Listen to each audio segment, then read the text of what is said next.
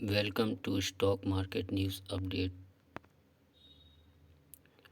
पहली बार 58,000 के ऊपर बंद हुआ सेंसेक्स। निफ्टी पहुंचा 17,300 के पार। शेयर बाजार में लगातार आ रही तेजी रुकने का नाम नहीं ले रही है। हर दिन सेंसेक्स और निफ्टी नए नए रिकॉर्ड बना रहे हैं। शेयर बाजार ने आज फिर एक नया रिकॉर्ड बनाया है। अगर बात करें सेंसेक्स की तो सेंसेक्स पहली बार 58,000 के ऊपर बंद हुआ।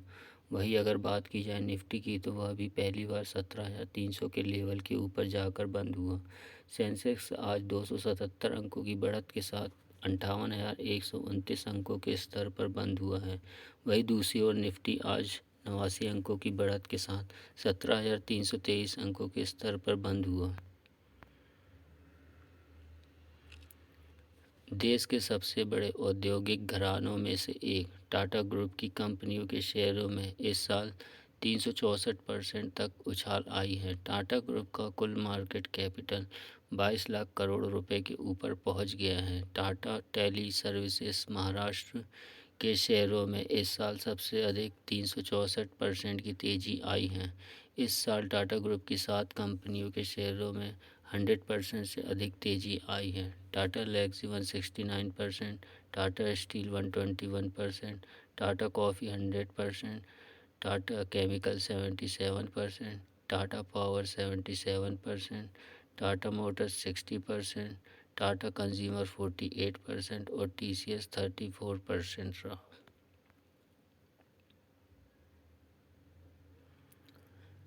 इंटरनेशनल क्लाइमेट समिट को संबोधित करते हुए रिलायंस इंडस्ट्रीज के चेयरमैन मुकेश अंबानी ने कहा कि जलवायु परिवर्तन को नियंत्रण में रखना जरूरी है।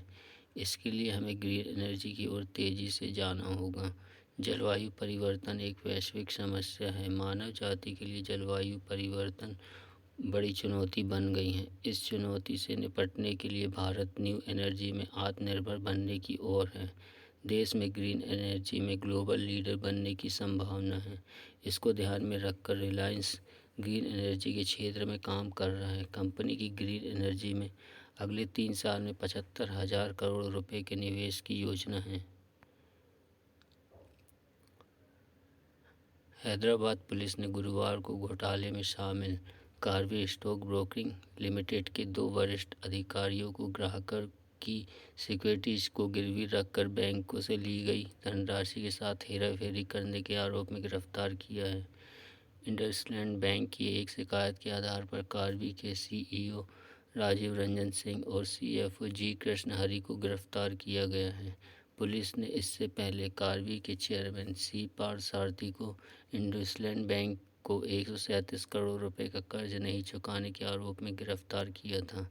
नवंबर 2019 में सेबी ने कार्वी स्टॉक ब्रोकिंग लिमिटेड को नए ब्रोकरेज क्लाइंट लेने से रोक दिया था, क्योंकि यह पाया गया कि ब्रोकरेज फर्म ने कथित तौर पर ग्राहकों की सिक्योरिटीज के 2,000 करोड़ रुपए से अधिक का दुरुपयोग किया है। पीएनबी हाउसिंग मामले में सेबी ने सुप्रीम कोर्ट का दरवाजा खटखटाया है। पीएनबी हाउसिंग फाइनेंस ने कहा कि सेबी ने कंपनी की 4,000 करोड़ रुपए की इक्विटी फंड जुटाने के प्लान पर सिक्योरिटीज अपीलेटेड ट्रिब्यूनल सेट के आदेश के खिलाफ सुप्रीम कोर्ट में अपील की है। इससे पहले सेट ने 9 अगस्त को 4,000 करोड़ रुपए से अधिक के कार्लाइल ग्रुप के साथ प्रस्तावित डील मामले में पीएनबी हाउसिंग फाइनेंस और सेबी के बीच चल रहे विवाद पर अलग अलग फैसला सुनाया था।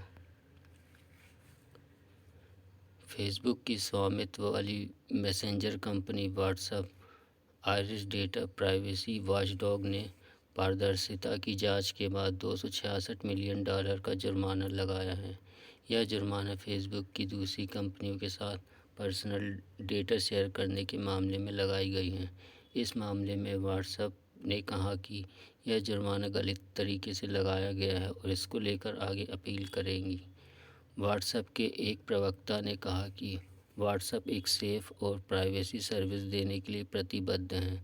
हमने यह सुनिश्चित करने के लिए काम किया है कि हम जो जानकारी उपलब्ध कराते हैं वह पारदर्शिता और व्यापक है और हम ऐसा करने जारी रखेंगे। HDFC life insurance Exide life insurance में 100% हिस्सेदारी खरीदने जा रही हैं। इस खबर पर मुहर लग चुकी है। HDFC लाइफ ने रेगुलेटरी फाइलिंग में इस बात की जानकारी दी है। यह पूरी डील 6,690 करोड़ रुपए के आसपास की होगी। इस अधिग्रहण के जरिए HDFC लाइफ का इंश्योरेंस सेक्टर में अपना कस्टमर बेस और मजबूत करने की योजना है। फिलहाल इस खबर के बाद से एक्साइड इंडस्ट्रीज के शेयरों में शानदार तेज़ी देखने को मिली है। एक्साइड लाइफ इंश्योरेंस एक्साइड की इंश्योरेंस आर्म है। TTK प्रेस्टीज लिमिटेड ने सूचित किया है कि उसने गुजरात में करंजन बड़ौदा ज़िले में अपनी इकाई में क्षमता का विस्तार कार्य पूर्ण किया है, जिसमें 3 सितंबर 2021 से व्यावसायिक परिचालन शुरू हो गया है। इस इकाई में वार्षिक 40 lakh non stick cookware piece का उत्पादन किया जाएगा। RBI कागज़ वाली करेंसी को इलेक्ट्रॉनिक रूप में लाने पर काम कर रहा है। RBI के गवर्नर शक्तिकांत दास ने पिछले महीने कहा था कि इस सेंट्रल बैंक डिजिटल करेंसी का ट्रायल दिसंबर तक शुरू किया जा सकता है।